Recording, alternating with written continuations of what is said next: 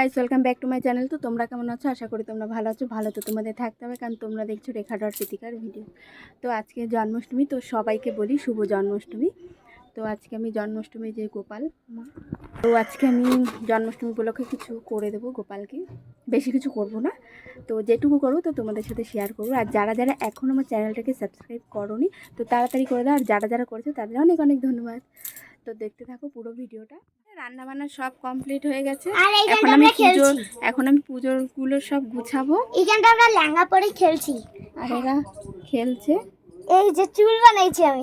আচ্ছা, তো দেখো আমি রান্না করতে চলে এসেছি। তো এবার সবগুলো আগে গুছিয়ে মাখিয়ে নেব। তালের বড়ার মিশ্রণটা করে নিয়েছি। তো দেখো সব গোছানো হয়ে গেছে। এখন আমি তালের বড়াটা আগে ভেজে নেব। তো চলো তোমাদের সাথে কিছু কথা শেয়ার করি। খুব বেশি কিছু জানি না, যেটুকু জানি তোমাদের সাথে শেয়ার করি। চলো। আজ থেকে প্রায় ৭,০০০ বছর আগে মহাভারতের যুদ্ধে ভগবান শ্রীকৃষ্ণ অর্জুনকে গীতা উপদেশ দিয়েছিলেন। জানা যায় যে গীতায় জীবনে সমস্ত রকমের সমস্যার সমাধান আছে। গীতায় বলা শ্রীকৃষ্ণর বাণী আজও জীবনে এগিয়ে যাওয়ার অনুপ্রেরণা দেয় আমাদের সবাইকে। তাই জীবনে কোনো সমস্যার সমাধান পেতে আমাদের গীতার কিছু বাণী মনে রাখা দরকার সবার। শ্রীমদ্ ভগবদ গীতা শুধুমাত্র একটি বই নয়, পৃথিবীর সমস্ত মানুষের এটা পড়া দরকার আছে। গীতা জীবনে ধর্ম, কর্ম ও প্রেমের পাঠ বোঝায়, তোমরা তো সবাই জানো। আর দেখো তোমাদের সাথে কথা বলতে বলতে তালের বড়া তো আমার ভাজা হয়ে গেছে। এখন আমি মালপোয়াটা ভেজে নেব। তো দেখো মালপোয়াগুলো এত ফুলেছিল যে আমি ওল্টাতে পারছিলাম না, এত ফুলেছিল। তো আজকে কী বানিয়েছি তো তোমরা তো দেখেছো। প্রথমে তালের বড়া, মালপোয়া ভেজেছি, লুচি, সুজি, পাটিসাপটা আর পায়েস করেছিলাম, আর ফল দিয়েছি, মিষ্টি। তো সব রান্নাবান্না করে উঠতে উঠতে আমার প্রায় 7:30 বেজে গেছিলো। তারপরে ফল টল কাটা, তারপর ওখানে গুছানো, সব করতে করতে আমার অনেকটাই লেট হয়ে গেছিলো। তো যাই হোক, কিছু কথা আছে যেটা সবাইকে মনে রাখা দরকার, যে হারিয়ে যাওয়া অতীতকে কখনো মনে করো না। ভাগ্যে যা লেখা আছে তা নিয়ে কখনো আফসোস করো না। যা কিছু লেখা আছে তা তোমার ভালোর জন্য। যা কিছু হওয়ার তো অবশ্যই হয়ে যাবে। তাই বলছি, কালকের ভাবনায় আজকে সময় নষ্ট করো না। তো দেখো আমি লুচিগুলো বেলে নেবো আগে, তারপরে এক এক করে ভাজবো। কারণ একটা একটা করে ভাজবো, একটা একটা করে বেলতে গেলে আমার খুবই অসুবিধা হবে। যার জন্য আমি একবারে সব বেলে নিয়ে তারপরে ভাজবো। তো দেখো লুচিগুলো এত সুন্দর ফুলেছে, পুরো একদম টুবু টুবু করে ফুলেছে।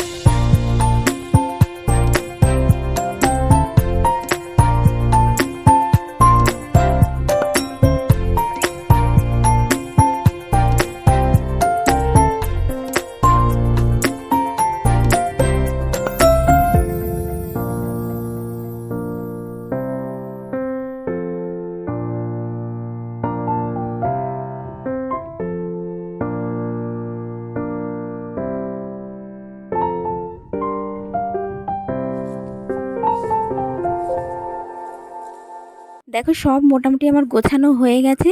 এবার গোপালকে আমি স্নান করাবো। স্নানের জল রেডি হয়ে গেছে, দুধ, গঙ্গা জল, ঘি, মধু, তুলসী পাতা, আরও অনেক কিছু ছিল ওর মধ্যে দিয়েছি। এবার দেখো আমি জল শঙ্খ দিয়ে স্নান করাচ্ছি গোপালকে। তো স্নান টান করানোর পরে ভালো করে সাজিয়ে গুছিয়ে আমি বসাবো। তো গোপালকে তো আমি এরকমভাবেই স্নান করাই। তো কে কীরকমভাবে স্নান করা আমাকে প্লিজ কমেন্ট করে জানিও। তারপরে দেখো গোপালের জায়গাটা বেলুন দিয়ে আমি কি সুন্দর সাজিয়েছি। আর ডবল টেপগুলো যে ছিল ওগুলো না ভালো করে আটকাচ্ছিল না, কেন জানি না। আগে দেয়ালের মধ্যে লাগাতাম তখনও আটকাতো না, এখন তাও আটকেছে, যেহেতু কাপড়টা আমি ওখান থেকে পিন মেরে দিয়েছি বলে সেজন্য বেলুনগুলো আটকাচ্ছিল, কিন্তু তাও মনে হচ্ছিল কি ঝুলে যাচ্ছে বেলুনগুলো। তো দেখো গোপালকে আমি সুন্দর করে সাজিয়ে বসিয়ে দিয়েছি। গোপালকে সাজানো কমপ্লিট হয়ে গেছে। তো তোমরা বলো গোপালকে কেমন লাগছে, কেমন সুন্দর সাজিয়েছি বলো তোমরা।